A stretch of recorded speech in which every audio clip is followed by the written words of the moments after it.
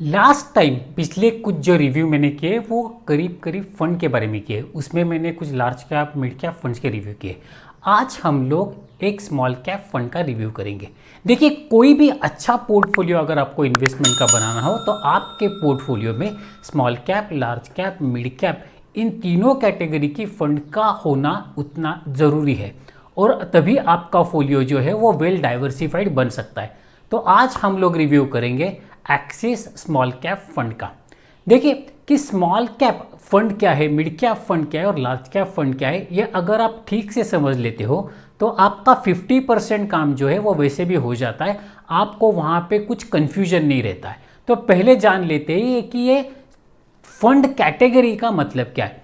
देखिए, market capitalisation के हिसाब से सेबी ने जो कंपनीज के शेयर है उनको 3 कैटेगरीज में डिवाइड किया है। पहली कैटेगरी जो पहले टॉप 100 कैपिटलाइजेशन के हिसाब से वो लार्ज कैप है, 100.1 से लगा के 250 तक जो है वो मिड कैप है और 250 से लगा के जो आगे सब शेयर है वो स्मॉल कैप आते हैं।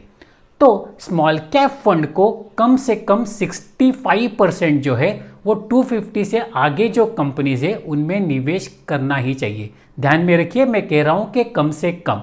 फिर जो वो 100% भी यहाँ पे कर सकते और फिर जो 35 या 0 to 35% जो है वो लार्ज कैप, मिड कैप या डेप प्रोडक्ट में कर सकते हैं। देखिए, ये जो लार्ज कैप, स्मॉल कैप और मिड कैप, ये जो स्टॉक्स की कैटेगराइजेशन जो है वो सेबी और एमपी की तरफ से हर 6 महीने बाद एक लिस्ट जाया की पब्लिश की जाती है। उसमें आपको पता चलता है कि कौन से फंड जो, कौन से शेयर्स जो है वो स्मॉल कैप है, कौन से शेयर्स मिड कैप में आते हैं और कौन से शेयर्स आपके लार्ज कैप में आते हैं।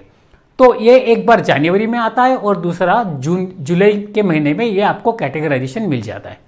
देखिए, मार्केट स्मॉल कैप कंपनीज का जो बिजनेस होता है वो एक उभरती हुई कंपनी होने से इस्टेब्लिशमेंट जो लार्ज कैप की होती है ये उतना नहीं होता है। और ये जो शेयर्स है या ये जो टाइप के फंड है इसमें आपको वोलेटिलिटी जो है वो ज़्यादा नजर आएगी। और देखिए कि कंपेयर टू अगर हम लोग लार्ज कैप या मिड कैप देखें तो इन फंड को थोड़ा शॉर्ट टर्म के अगर हिसाब से देखा जाए तो हायर रिस्क कैटेगरी में हम लोग डाल सकते हैं। लेकिन अगर आपका नज़रिया लंबा है, अगर आप 7 साल से ऊपर के लिए निवेश करते हो तो आपके लिए स्मॉल कैप भी एक अच्छा खासा विकल्प हो सकता है और अच्छे खासे रिटर्न इन फंड में आ सकते हैं। तो चलिए जान लेते हैं इस फंड के बारे में और जानकारी। देखिए, इस फंड के फंड मैनेजर है अनुपम तिवारी। जैसे मैं हमेशा कहता हूँ कि फंड मैनेजर को जान लेना आपके लिए उतना ही ज़रूरी है जितना कि आप आपके डिस्ट्रीब्यूटर या आपके इन्वेस्टमेंट एडवाइज़र के बारे में जानते हो। देखिए, अनुपम तिवारी साहब को टोटल 13+ ईयर्स का एक्सपीरियंस है। अगर आप चाहें तो यहाँ पे वीडियो पॉज कर लीजिए और पूरा के पूरा पढ़ लीजिए।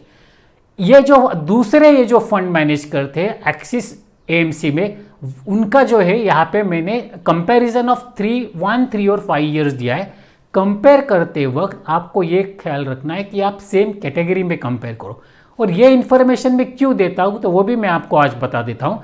देखिए, क्या होता है कि आप एक ही फंड मैनेजर के मोर देन 1 कैटेगरी के फंड में निवेश करते हो तो आपका डाइवर्सिफिकेशन अच्छा खासा होगा, उसकी कोई गारंटी नहीं होती। क्योंकि हर फंड मैनेजर एक सर्टन सेक्टर्स पे, सर्टन स्क्रिप्ट पे, इन पे उनका जो होता है एक बुलिश होते हैं या उनकी तरफ उनका रुझान ज़्यादा होता है। तो जब भी आप कंपेयर करते हो या निवेश करते हो तो आपको थोड़ा diversification with in the fund category, with in the fund house करना उतना ही ज़रूरी है। जानते हैं कि इस फंड का ऑब्जेक्टिव क्या है। देखिए, किसी भी इक्विटी या म्यूचुअल फंड के ऑब्जेक्टिव जो होता है उसके हिसाब से इस फंड का भी स्मॉल कैप स्टॉक्स में लॉन्ग टर्म के लिए एक वैल्यू इन्वेस्टमेंट करना और कैपिटल ग्रो करना, ये इनका एक प्राइमरी फोकस ऑफ ऑब्जेक्टिव होगा। उसके बाद जान लेते हैं इस फंड की फैक्ट्स क्या क्या है। देखिए, 3,724 करोड़ के से ऊपर इस फंड का AUM है। 29 नवंबर 2013 मतलब आज की तारीख में देखा जाए तो करीब करीब 8 साल से ये फंड एग्जिस्ट है। बेंचमार्क इंडेक्स जो है वो निफ्टी स्मॉल कैप 100 TRI है। ये TRI क्या है वो भी आपको एक बार समझा देता हूँ। TRI मतलब टोटल रिटर्न इंडेक्स। क्या होता है कि जब आपका फंड होता है वो अगर आपको इंडेक्स से कंपेयर करना है तो खाली इंडेक्स के बेस वैल्यू से कंपेयर करके नहीं चलेगा, क्योंकि फंड में जो स्टॉक्स है उनको डिविडेंड भी मिलते हैं और उनका बाकी जो स्प्लिट है ये सब आ जाता है। उसी हिसाब से इंडेक्स का जो है वो टोटल रिटर्न निकाला जाता है उस पीरियड के लिए, उसको हम लोग TRI कहते हैं। Category equity small cap fund, कम से कम आप जो है लमसम में 5,000 रुपये निवेश कर सकते हैं और SIP आप 500 रुपीज़ से कर सकते हैं। इस फंड में आपको डिविडेंड और ग्रोथ दोनों ऑप्शन मिलेंगे और एक्सपेंस जो है वो 1.98% रेगुलर ऑप्शन के लिए है। रिस्क जो है वो किसी भी इक्विटी फंड का अगर आप रिस्क देखो तो मॉडरेट से मॉडरेट हाई रहेगा। असेट एलोकेशन पे नजर डालते 93.67% जो है वो इस फंड का इक्विटी में है और 6.33% जो है वो इस फंड का डेप्ट और कैश और डेप्ट रिलेटेड प्रोडक्ट उनमें है। लार्ज कैप में ना के बराबर मतलब 1.03% है, मिड कैप में 23% है और स्मॉल कैप में 69.64% का एलोकेशन है। अभी देखिए पोर्टफोलियो का जो लिस्ट है ये मैं जानबूझकर स्मॉल कैप कंपनीज के लिए, स्मॉल कैप फंड्स के लिए मैं पूरा लिस्ट देता हूं, क्योंकि क्या होता है कि और अगर मिड कैप और लार्ज कैप फंड है तो मैं खाली टॉप 10 इन्वेस्टमेंट जो टॉप 10 एलोकेशन है उन्हीं को देता हूं, क्योंकि उन टॉप 10 में जो है ना इन फंड्स का एक 50% के करीब करीब जो है वो निवेश हो जाता है। लेकिन स्मॉल कैप में ऐसा नहीं होता है, निवेश जो है वो वेरी करता है। तो यहाँ पे मैंने क्या किया है कि आपको सेपरेटली मैं सेक्टर का टोटल नहीं दे रहा हूँ, मैं सेक्टर और कंपनीज के नाम है दोनों को मैं आपको एक साथ यहाँ पे दे रहा हूँ। देखिए जैसे कि मैंने सीमेंट का टोटल दिया है, केमिकल का टोटल दिया है, तो यहाँ पे अगर आपको इन डिटेल पढ़ना है तो आप ये स्क्रीन जो है वो पॉज करके पढ़ सकते हैं। 2 स्क्रीन में जो टोटल है यहाँ पे मैंने पोर्टफोलियो दिया हुआ है, आप पॉज करके ठीक से आपको जितना चाहे ज़्यादा ठीक से इन्वेस्ट करना है, इन्वेस्टिगेट करना है तो आप यहाँ पे पॉज करके कर सकते हैं। उसके बाद देखते हैं कि इस फंड का जो है यहाँ पे अगर आप देखो तो 3 स्क्रीन में डिवाइड हो गया है।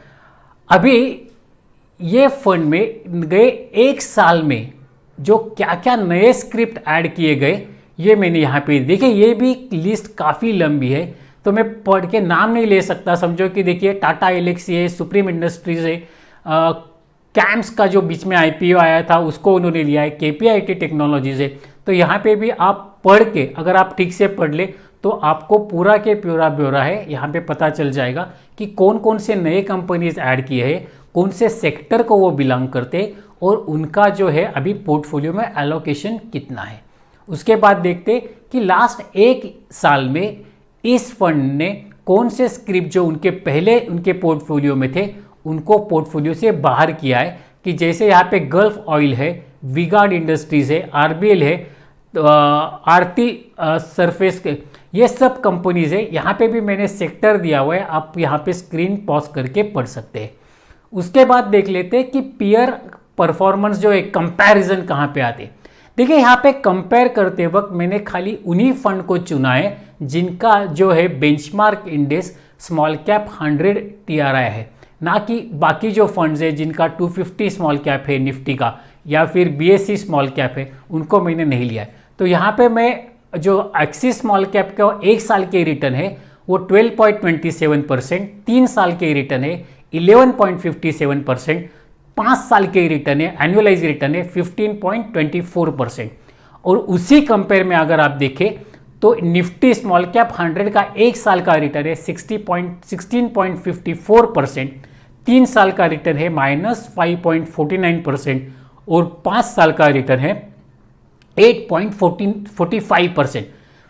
उसी रिलेशन में मैंने एक कैटेगरी एवरेज भी आपके लिए एक रेफरेंस के लिए निकाला है, जिसमें 1 साल का रिटर्न इस कैटेगरी का अगर आप एवरेज निकालते हो तो 20.62, 3 साल का 2.05 और 5 साल का जो है वो 11.15 है। साथ ही में मैंने आपको AUM भी दिया हुआ है, क्योंकि क्या होता है स्मॉल कैप फंड में अगर AUM ज़्यादा हो तो शायद वहाँ पे कुछ हद तक दिक्कतें जो है वो आ सकती है। इसीलिए आपको ये निर्णय लेने में आसान हो जाए कि कौन से फंड का AUM ज़्यादा है, किसके फंड का कम है। तो यहाँ पे मैंने एवरेज AUM भी कितना है वो भी आपको यहाँ पे दिया हुआ है। उसके बाद जान लेते हैं ये इंपॉर्टेंट रेशियोज, वो भी मैंने एक फंड के नहीं दिए। तो इस कैटेगरी में जो दूसरे फंड है जिनका हमने रिटर्न कंपेयर किया, उन्हीं सब फंड का दिया है। एक्सिस का देखिए, standard deviation 24.53%, Sharpe ratio 0.32, सॉल्टिनो 0.37, beta 0.9 और अल्फा 0.55। मेरा एक दूसरा वीडियो है जिसमें मैंने ये स्टैंडर्ड डेविएशन, शार्प, बीटा, सॉल्टिनो क्या होते हैं वो समझाया। उसी के साथ में मैंने आपके सामने ये बेंचमार्क इंडेक्स है, उसके स्टैंडर्ड डेविएशन, शार्प रेशियो और सॉल्टिनो भी दिया हुआ है, बाकी फंड के भी दिए। यहाँ पे आप स्क्रीन पॉज करके कंपेयर कर सकते हैं। अभी सबसे इंपॉर्टेंट बात, किन निवेशकों के लिए ये फंड ठीक रहेगा।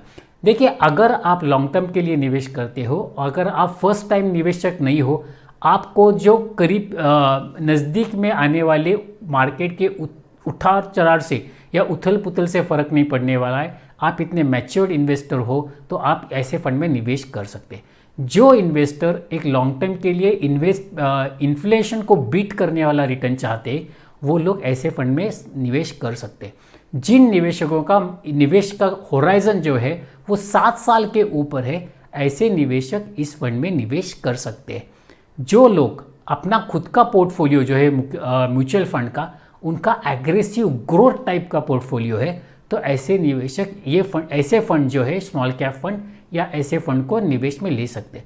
या जो निवेशक एक लंबी दूरी के गोल के लिए निवेश कर रहे हैं, जैसे कि बच्चों की शादी हो गई, एजुकेशन हो गया, या फिर रिटायरमेंट के लिए निवेश कर रहे हैं, ऐसे निवेशक इस फंड में निवेश कर सकते हैं। देखिए, यहाँ पे मैंने आपको पूरी जो इन्फॉर्मेशन थी वो इस फंड की दे दी है, लेकिन आपको एक बात का ख्याल रखना चाहिए कि मैं जो ये वीडियो बनाता हूँ, ये वीडियो खाली ट्रेनिंग पर्पज़ है, ना कि ये इन्वेस्टमेंट एडवाइस है। तो आप जब भी इन्वेस्ट करो तो आपको ये ख्याल रखना है कि आप आपके डिस्ट्रीब्यूटर के या आपके इन्वेस्टमेंट एडवाइज़र की सलाह जरूर ले। आपका रिस्क जो है वो एपिटाइट कितना है वो गिन ले, और आपके रिस्क, एपिटाइट, आपका गोल, उन सबको मद्देनज़र रखते हुए आप निवेश करें। अगर आप इस चैनल पे पहली बार आए हैं और अगर आपने अब तक सब्सक्राइब नहीं किया है, तो चैनल को सब्सक्राइब ज़रूर कर देना, और सब्सक्राइब करते वक्त बेल आइकॉन दबाना न भूलना, क्योंकि जब आप बेल आइकॉन दबाते हो और जब भी मैं कोई नया वीडियो अपलोड करता हूं, तो आपको उसका एक अलर्ट मिल जाता है और आप फिर वो वीडियो मिस नहीं करते। मुझे लगता है कि आपको एक स्मॉल कैप फंड चुनने में ये वीडियो देखने के बाद आसानी होगी। अगर आप चाहते हैं तो इस वीडियो को शेयर भी कर देना और लाइक भी कर देना। Thank you very much.